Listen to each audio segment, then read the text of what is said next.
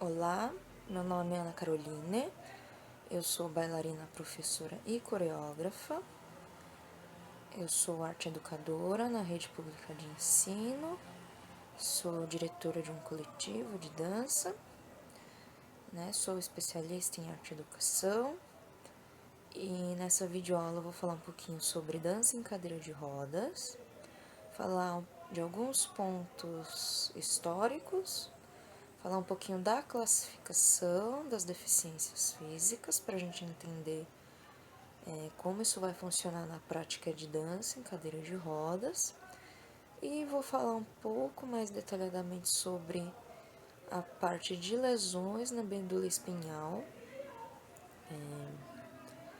que foi que eu tive mais contato no pouco tempo em que eu trabalhei com dança em cadeira de rodas, dando aula particular. E este vídeo foi feito com o apoio do PROAC direto do governo do estado de São Paulo. Então, vamos começar. Vamos começar aqui falando um pouquinho de alguns pontos históricos. Eu vou deixar as referências que eu usei nesta aula no finalzinho do vídeo e na descrição, tá? As pessoas com deficiência existem desde o início da humanidade. Estudos arqueológicos encontraram diversos desenhos com contornos de mãos que tinham dedos faltando e esqueletos com fraturas solidificadas. Tá? De acordo com Silva, esses podem ser os primeiros indícios de sobrevivência de pessoas com deficiência no período pré-histórico. Com a consolidação do grupo familiar lá na era neolítica, as tribos tinham diferentes comportamentos em relação às pessoas com deficiência. Então, algumas tribos iam ter uma atitude de apoio, e aceitação. Algumas tribos cuidavam das pessoas com deficiência e mantinham elas vivas, e outras optavam pela eliminação. Na época ainda não havia a mesma consciência que temos hoje em relação à pessoa com deficiência. No Império Romano surgem as primeiras tentativas legais no que diz respeito às pessoas com deficiência, através de lares que tinham um caráter mais segregativo, e não era só para pessoas com deficiências, como também pessoas com baixo poder aquisitivo e etc. Nessa época haviam leis que reconheciam os direitos do recém-nascido, porém era autorizada a morte de bebês caso fosse constatada alguma deficiência no nascimento. No período renascentista mesmo, com a valorização do ser humano, o que chamamos de humanismo, as pessoas com deficiência ainda continuaram sendo marginalizadas. Entre os séculos XV e século XVIII, a evolução dos estudos científicos começou a modificar alguns pensamentos sobre deficiência através de estudos anatômicos, mas ainda não havia tantas ações para cuidar dessas pessoas, apesar de haverem estudos medicinais sobre isso. No século XIX, só que a sociedade começa a assumir responsabilidades com os grupos que estavam até então marginalizados. E aí a gente chega nas grandes guerras do século XX, e em função dessas guerras começam a surgir mais sensibilidade com as pessoas com deficiência, pois muitas dessas pessoas eram advindas dessas guerras, eram consequências, das lutas que essas pessoas precisaram passar. A ciência médica nesse período já estava um pouco mais desenvolvida e estava tentando dar conta dos tratamentos dessas deficiências. E nesse período também muitas nações estabeleceram leis e políticas sociais para atender as necessidades dessas populações. Não vou entrar tanto em detalhes nessa parte, é só um resuminho de alguns aspectos históricos para a gente entender como foi o processo da pessoa com deficiência ao longo da história da humanidade. Como eu disse, eu vou deixar as referências no vídeo. E quem quiser pesquisar com mais detalhes, isso vai ter no artigo que eu vou deixar aqui. Também tem referências de livros que eu vou colocar, certo? Então vamos para a nossa próxima parte. Agora eu vou falar sobre a classificação das deficiências físicas. A primeira classificação que a gente tem é quanto à tipologia, que a gente vai ter a neurológica e a ortopédica. Na parte neurológica a gente tem a cerebral, que pode ser decorrente de uma paralisia, de um AVC ou AVE ou de um traumatismo crânioencefálico. Ou medular, que pode ser decorrente de uma poliomielite, de uma espinha bífida, de lesões degenerativas ou traumatismos também. E na parte ortopédica a gente pode ter aí a muscular, que pode ser decorrente de uma distrofia, e a ósseo-articular, que pode ser decorrente de malformações ou amputações. Aí a gente tem a classificação etiológica, né? A gente tem a parte do surgimento e da evolução da deficiência.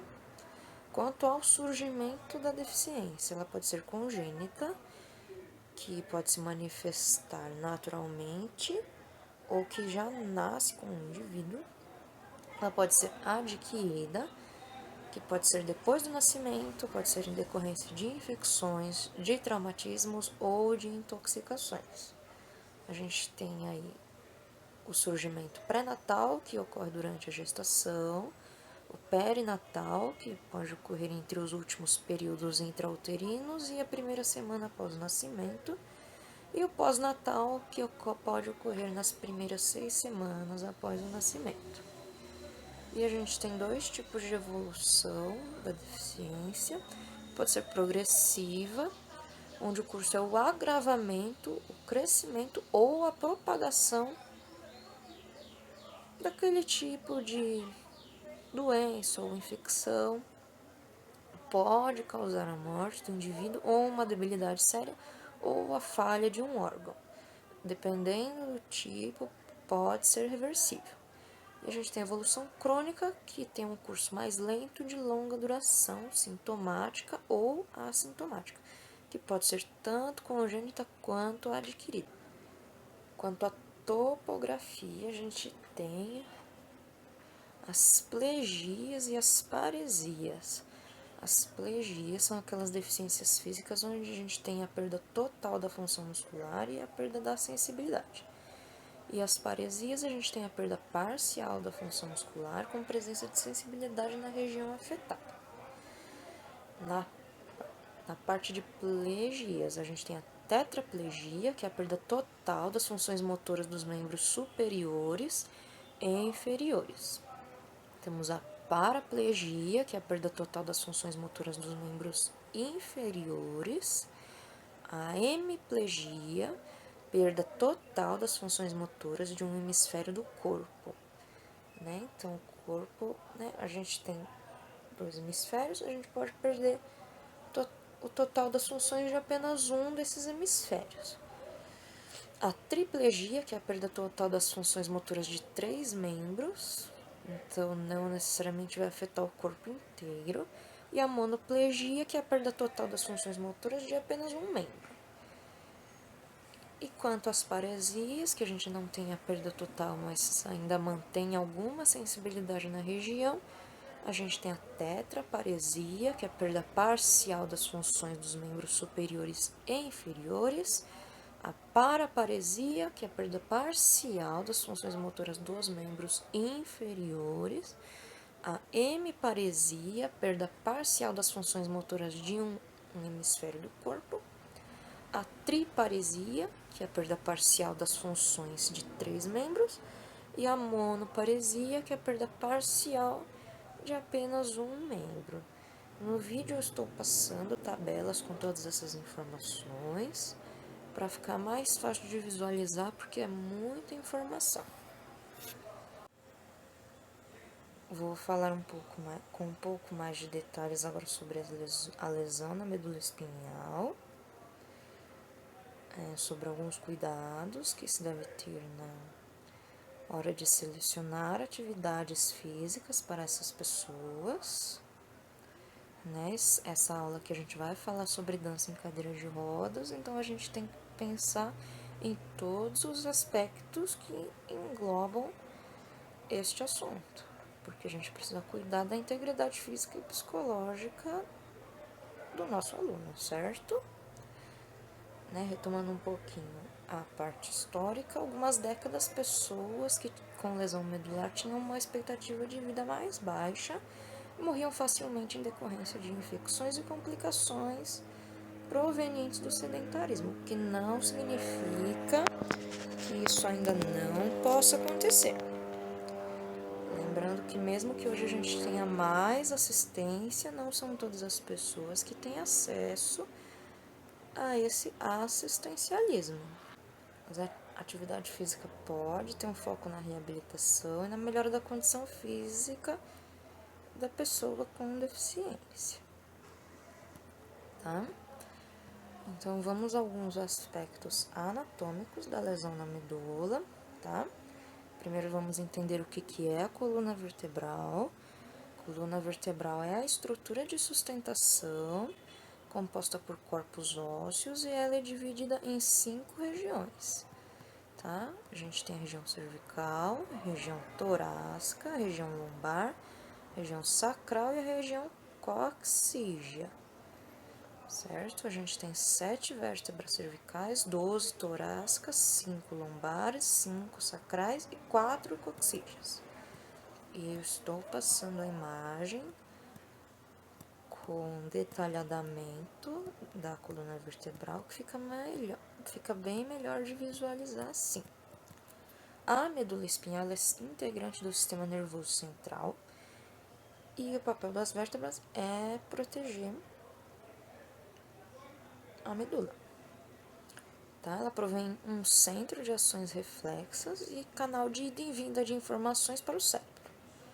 Tá? Então, quando a gente tem um comando lá do cérebro para a gente executar alguma ação, é a medula espinhal que vai fazer essa ponte. E quando a gente recebe algum estímulo pelo sistema nervoso periférico, ela também vai auxiliar a chegada dessa informação lá no cérebro. Tá? A gente tem 31 pares de nervos espinhais que provêm da medula e saem do canal vertebral por meio dos forames das vértebras. A medula não se regenera após uma lesão e vai sim causar alterações sensoriais e motoras, porque é o nosso maior canal de resposta aos estímulos do ambiente, que são as lesões na medula. Lesões na medula podem ser condições adquiridas em lesões nas vértebras ou nos nervos. As sequelas dependem de onde a lesão atingiu. A lesão pode ser só no corpo ósseo ou ela pode chegar até a medula, até o canal medular, melhor dizendo. A lesão no canal medular ela é neurológica, compromete o sistema nervoso, o sistema sensorial, o sistema autônomo do corpo. E o grau de paralisia é determinado em função do local da lesão. Como eu falei na classificação, que a gente tem as plegias e as paresias, aquilo é determinado pelo local onde foi a lesão. Para a gente preparar o nosso aluno para uma aula de dança em cadeira de rodas, a gente tem que compreender o impacto da lesão. É importante saber os músculos que podem ser usados, a quantidade de força que ainda possuem esses músculos e o que pode ser feito por esses músculos de maneira funcional, em termos de movimentos e habilidades motores, certo? Às vezes a pessoa ainda tem uma determinada força para movimentar um determinado membro, mas tem algumas partes da coordenação que ela precisa trabalhar porque às vezes foi comprometido também, mesmo que ela ainda consiga um movimento básico. Para fazer atividade física tem que conhecer o nível da lesão e o indicado pelas referências que eu li para fazer esta aula é que a prática de atividades de rendimento devem ser feitos por aqueles que já estão no estágio final do processo de reabilitação. Então, se for um aluno menor de idade, conversar com o responsável. Se for um aluno maior de idade, depende. Se ele precisa do cuidado de outra pessoa, converse com ele e com outra pessoa. Se for um aluno mais independente, como eu já tive uma moça cadeirante que vivia sozinha e ela mesma conversava comigo o que precisava, você pergunta direto para o seu aluno, certo? E sempre é importante saber as informações principais sobre a lesão do seu aluno para você saber o que é possível fazer, quais são as necessidades dele, também para não machucar a pessoa que está fazendo aula com você. Tá? Vamos retomar aqui um pouquinho a classificação. Então, a gente tem a lesão na medula completa, que são as plegias, onde é afetada uma seção completa da medula, não há função sensitiva ou motora abaixo do nível da lesão. Então, por exemplo, se a pessoa lesionou uma região ali da coluna lombar, da lombar para baixo, ela não vai ter função sensitiva motora, tá? E tem a perda total da contração muscular voluntária. Então, ela não consegue enviar o comando do cérebro para essa região e as regiões subsequentes ao nível da lesão. E a gente tem a lesão incompleta, que são as paresias que vimos lá na classificação, que é a secção parcial da medula, e ainda existe uma sensibilidade residual nas funções motoras, tá? Tem a perda parcial das capacidades e há a possibilidade de um retorno progressivo da função muscular. Mas isso também depende de determinados casos para determinados casos. As mais comuns que a gente tem são a tetraplegia, tetraparesia, que são lesões a partir do nível cervical da coluna. Tem a perda funcional dos membros superiores e inferiores, como nós vimos lá na partezinha de classificação. E a paraplegia ou paraparesia, que é a lesão a partir da primeira vértebra torácica, que a gente tem a perda funcional dos membros inferiores, e em alguns casos a perda da função do tronco, mas isso também depende do nível da lesão, de como foi a lesão, né? A gente tem que tomar cuidado com situações que expõem os alunos ao risco de lesões dos membros afetados, porque, novamente, não tem sensibilidade ou a sensibilidade é muito reduzida, né, no caso das paresias. Então, pensar no que a gente está fazendo. E também a questão dos problemas de ajustes psicossociais. Né? Tem uma mudança no âmbito psicológico e social que restringe a readaptação da pessoa com deficiência. As dificuldades mais comuns são problemas com a autoestima, mudanças negativas na autoimagem e o sentimento de menos-valia. Tá? Então,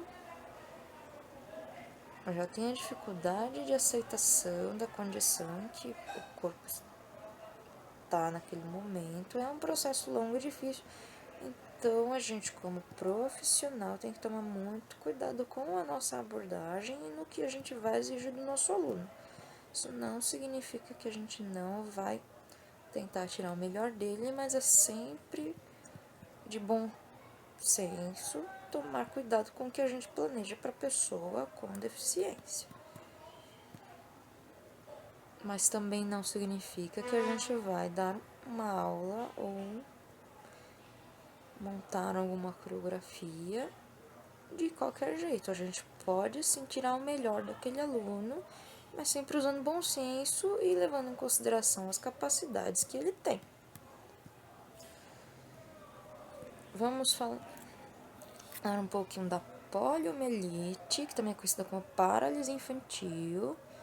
É algo que também causa uma lesão na medula espinhal, é provocada por uma infecção viral, afeta as células do corno anterior da medula, que é responsável pela motricidade.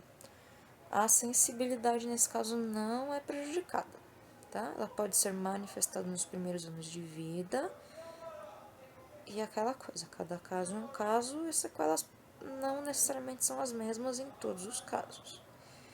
Caso as células motoras da medula sejam destruídas, a sequela será irreversível e vai acarretar uma paralisia em um ou mais membros.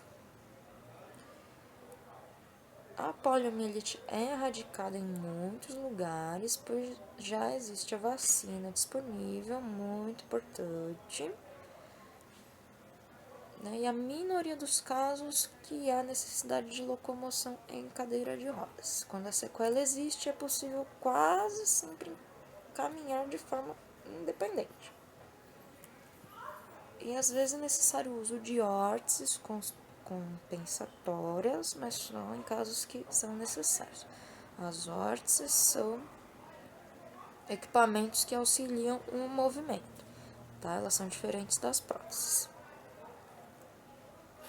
Espinha bífida é uma condição congênita ocasionada pelo não fechamento de 2 ou mais arcos vertebrais durante a formação da coluna na gestação.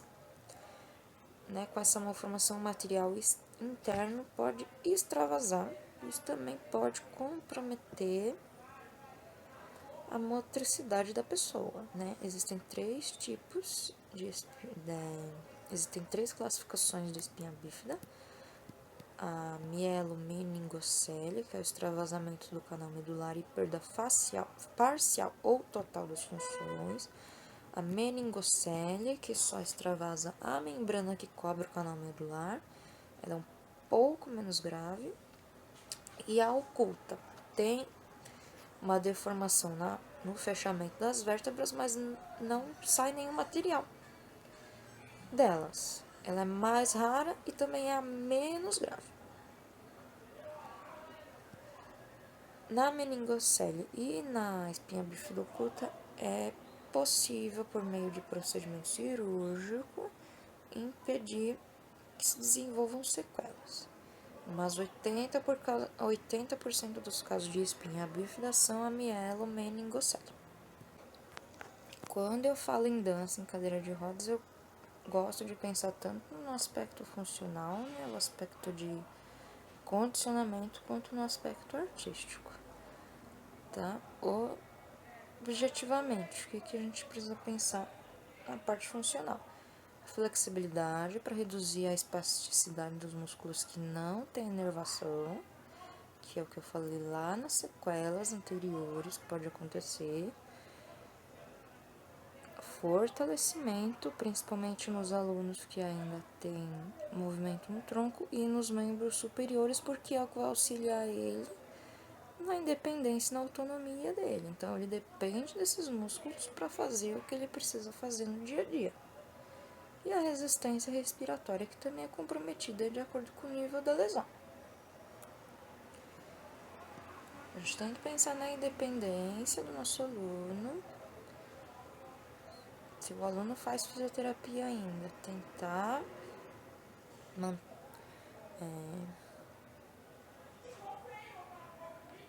harmonizar as duas atividades, estimular um estilo de vida saudável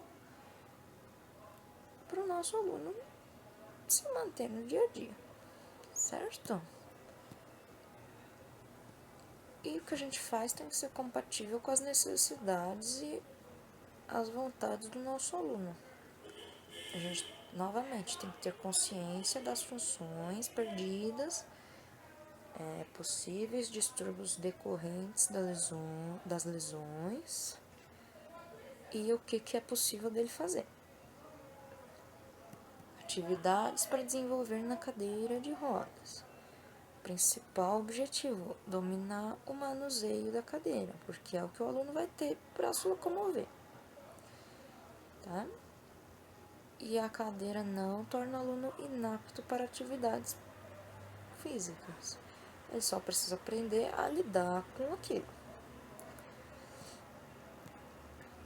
Tá? Então, a gente pode pensar primeiro na propulsão da cadeira, nos diferentes direcionamentos, que é conteúdo de percepção espacial em dança. direções para frente, para trás, fazer curva,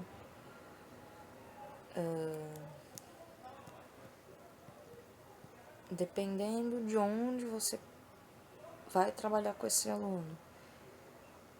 Pensar em fortalecê-lo para se transferir da cadeira para outro lugar. Técnicas de frenagem, de giro e técnicas de equilíbrio com a cadeira. É claro que isso também vai depender do domínio que o aluno já tem com a cadeira, dos músculos que ainda estão funcionais, da idade do seu aluno e da sua experiência também. Eu tenho pouca experiência dando aula para pessoas com cadeiras de roda, então é sempre muito importante a gente tomar cuidado com o que a gente está fazendo, porque é um equipamento que, se a gente não consegue orientar o aluno, pode machucar. A gente também tem que pensar no aspecto artístico, porque dança não é apenas uma atividade física de condicionamento. A gente tem que pensar em todos os aspectos. Tá? O nosso aluno em cadeira de rodas não vai procurar a dança unicamente só para se mexer, porque ele poderia fazer uma musculação, uma natação ou algum outro esporte. Então é muito importante a gente pensar em trazer material para esse aluno para que ele possa apreciar outras pessoas com deficiência dançando. A gente tem como referência, por exemplo, Dança Sem Fronteiras, que tem muitas pessoas com deficiência no elenco. Eu não tenho certeza se estão com cadeirantes no momento, mas é possível dar uma pesquisada porque é um trabalho bem interessante. Em São Paulo tem o projeto Solidária Dança, que acolhe pessoas com diversos tipos de deficiência, inclusive, em sua maioria, pessoas em cadeira de rodas, tá? E eles montam coreografias para espetáculos, festivais, entre outros. A gente tem grupos de dança esportiva em cadeira de rodas, né? Então é importante trazer esse material para o seu aluno ter como referência, porque às vezes um aluno sem referência é desestimulado, sim. E dá a oportunidade do aluno entender esses movimentos na capacidade criativa dele, né? Entender como a gente, por exemplo, pode criar dispositivos para ele experimentar determinados tipos de movimento em um estudo de improvisação, lembrando que improvisação não é fazer qualquer coisa, mas da gente criar uma consciência do que a gente está fazendo a partir de um estímulo específico para a gente estudar o movimento. Então, dar essa capacidade criativa, essa autonomia para o aluno é muito importante para que ele entenda a dança também no seu aspecto artístico e não só de condicionamento físico. O que também é muito importante. É muito importante pensar em como você organiza a sua aula para aquele aluno, de acordo com as capacidades e as limitações dele. Isso não significa que você vai exigir menos dele, mas você vai fazer uma exigência proporcional ao que ele pode te trazer, certo? Porque mesmo sendo uma pessoa com deficiência, um aluno que tem a sua autonomia é um aluno que tem plena capacidade de fazer muitas coisas. A gente só tem que entender como fazer um planejamento adequado para cada situação. É isso que eu considero muito importante. Certo? Eu espero que essa aula tenha contribuído de alguma forma. Novamente, ela foi feita com apoio do PROAC direto do governo do estado de São Paulo, tá bom? Vou deixar aqui no final as referências que eu usei para fazer esse vídeo. Na descrição tem links para outros materiais que são meus também e para outras coisas que eu possa ter citado aqui também, para que quem tiver interesse possa ir atrás de mais informações. Para você que assistiu até aqui, obrigada e até algum outro momento que eu faça outro vídeo informativo. Abraço!